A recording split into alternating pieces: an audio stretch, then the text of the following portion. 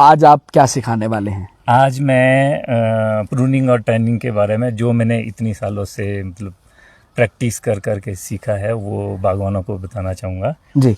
Pruning और training के बारे में। ये ट्रेनिंग और प्रूनिंग एक ही सिक्के के दो पहलू है। सबसे पहले तो इसका एक सिद्धांत है। इसका सिद्धांत जानना हमको बहुत ज़रूरी है जी। अगर ये सिद्धांत, ये नहीं है कि भी आज ये सिद्धांत आया, ये पहले भी था। जब स्टोक्स जी ने यहाँ पे पेड़ लाए थे सेब के 100 साल पहले, लगभग 100 से ज़्यादा सालें हो गई हैं जी, तो वो सिद्धांत उस वक्त भी था जी। वो क्या है, हमारे को एक इसका जो प्रिंसिपल है, मेन सिद्धांत, वो है एक प्लांट को आपने किस तरह से ट्रेन प्रून करना है। वो डिपेंड करता है आपने उसको कितना अलॉट स्पेस अलॉट किया है जी। जो अलॉटेड स्पेस है, जो सिद्धांत कहता है कि जो एक प्लांट का अलॉटेड स्पेस है, जब वो उस प्लांट की कैनोपी मीन्स दायरा जी, उसके 30% भाग को कवर करे, तो उसको फ्रूटिंग में आना जरूरी है। मतलब सैंपल देना चाहिए उसको। मतलब और जब वो उसके 70% एरिया को उसकी कैनोपी घेर देगी, जितना अलॉटेड स्पेस है जो आपने उसको दिया हुआ है, 70% 70% जब वो उसको कवर करेगा तो वो फुल बेरिंग में आना चाहिए। ये सिद्धांत है। ये थोड़ा मैं आपको बिल्कुल डेमोस्ट्रेट करूंगा, तभी समझ आएगा थोड़ा सा, नहीं तो जी जी ये चलिए कर लेते हैं। जैसे मानो जी, एक ये प्लांट है जी, यहाँ से 20 फुट पे दूसरा प्लांट है जी, 20 फुट पे तीसरा प्लांट है जी, फिर यहाँ भी 20 फुट का गैप है जी, ये भी 20 फुट का है, ये भी 20 फुट का, जी, ये भी मतलब 20 बाई 20 में प्लांटेशन हुई है जी। जो पुरानी प्लांटेशन थी वो तो ज्यादा थी। मैं एक सिद्धांत आपको बता रहा हूँ कि क्या है मेन जी। तो ये जो ये वाला प्लांट है, ये है, इनको जो अलॉट्स हमने स्पेस किया है, अगर हमने 20 फुट में लगाया है तो इसका जो स्पेस है वो इतना है, क्योंकि ये आधा तो इसका है। जी जी, इसका ये है, इधर को इसका ये है, इस साइड को इसका ये है, इस साइड को इसका ये है।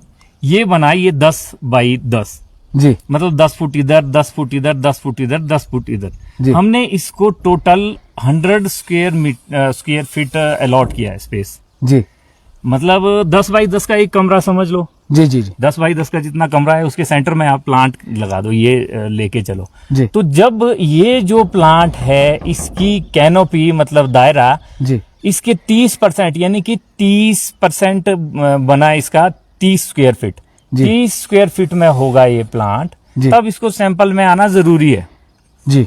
और जब ये इसका 70% एरिया कवर करेगा तब इसको फुल बेरिंग में आना जरूरी है। मतलब फुल बेरर प्लांट जिसको बोलते हैं, वो यहाँ तक मानो आपके 10 पेटी का बोलते हैं ना, कितनी पेटी का पेड़ बनेगा, ये 10 पेटी का बनेगा, 20 पेटी का बनेगा, वो 20 पेटी यहाँ पर उसको कंप्लीट करनी है। ओके। तो जो ये प्लांट है ये 30% में जो आपको फ्रूट देगा, उसके लिए उसकी कटिंग और प्रूनिंग ट्रेनिंग उस तरह से आपने करनी है कि ये अपना जब ये यहाँ पहुंचेगा तब तक आपको फ्रूट दे। ओके। ऐसा ना हो कि आप इसको ट्रेडिशनल पेड़ जो जिसमें आपने 50 फुट का गैप दिया है उस तरह से काटे जी, और जब यहाँ पे पहुंचेगा तो बोलेंगे अरे ये मेरे तो प्लांट भाग ही रहे हैं, वो फ्रूट नहीं दे रहे हैं। जी जी जी। तो ये हमको सबसे मेन याद रखना है।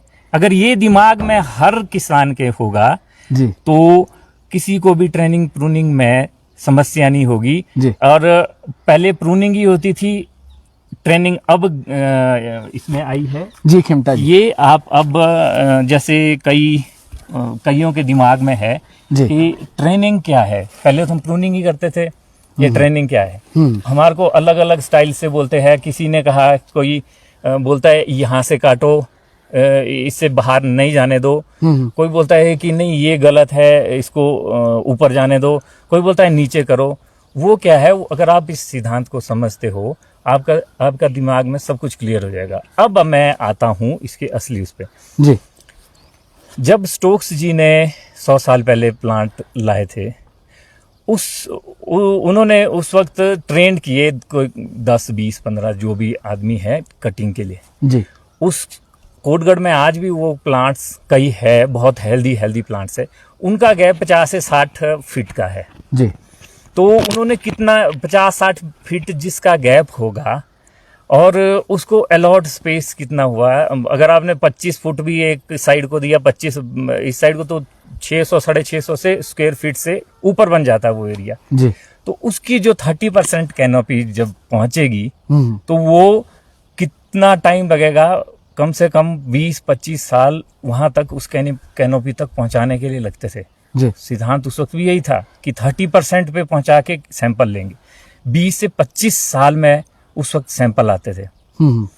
वो उसको इतना एग्रेसिवली काटना पड़ता था कि वो 20-25 साल में 30% पहुंचे और फिर वो बर्ड फॉर्मेशन उसमें होती थी और प्लांटेशन होती थी। जब वो उसका 70% लेते थे, ह्यूज ट्रीज हो जाते थे, तब वो फुल बेरिंग में आ जाता था। तब को 35-40 सालें हो जाती थी। 35-40 साल के बाद वो 80-80, 70-70 पेटियों के पेड़ बनते थे। वैसे ही है। अब क्या है, आज की डेट में हमने प्लांट तो लगाए हैं 3 फुट में, 2.5 फुट में, 5-6 फुट में, मगर कटिंग हमारी वही है। अभी तक वही कटिंग फॉलो कर रहे हैं जो कि 100 साल पहले थी, 60 साल पहले थी, 70 साल पहले थी। तो कहाँ से प्लांट बेयरिंग में आएगा? हमारे को क्या है, जिसको आज की डेट में जो हाई डेंसिटी पे हम जा रहे हैं जी जी। उसमें हमने जो अलॉट किया है स्पेस एक प्लांट को, वो 12-15 ज़्यादा से ज़्यादा 20 स्क्वायर फीट जो M9 वगैरह पे है या 111 पे है, 106 पे है, इवन सीडलिंग पे भी आप हाई डेंसिटी पे जा सकते हैं। ये मेरे सारे सीडलिंग के है, ये बाद में इस पे आएंगे। तो आपने जो जिस प्लांट को 6 स्क्वायर फीट या 10 स्क्वायर फीट जगह अलॉट की है जी, उसमें आपने जब उसका 30% जाएंगे, जैसे फेदर प्लांट है वो ऑलरेडी कई ऐसे गैप होते हैं जहाँ पे वो 30% ऑलरेडी होता है, तो उसको 1 साल में फ्रूट लेना है उसमें। जी जी। तब हमको ट्रेनिंग का काम करना पड़ता है। ट्रेनिंग मीन्स ट्रेन करना जी। किसी शाखा को कट नहीं मारना और उसको झुकाना नीचे को, इसलिए क्योंकि उसमें बर्ड फॉर्मेशन हो जाती है। 1 साल आपने फेदर प्लांट लिया, उसको इसी साल ट्रेन किया, इसी साल उसमें बर्ड फॉर्मेशन हुई, दूसरी साल वो फ्रूट दे देता है। जी जी जी। वो आपको क्या फायदा है कि वो उसने अपनी 30% कैनोपी पूरी कर दी है और आपने फ्रूटिंग पे ले लिया। जब तक तो 3 साल में वो अपनी 3-4 साल में 70% कैनोपी पूरी करता है और फुल बेरिंग में आ जाता है। जी जी।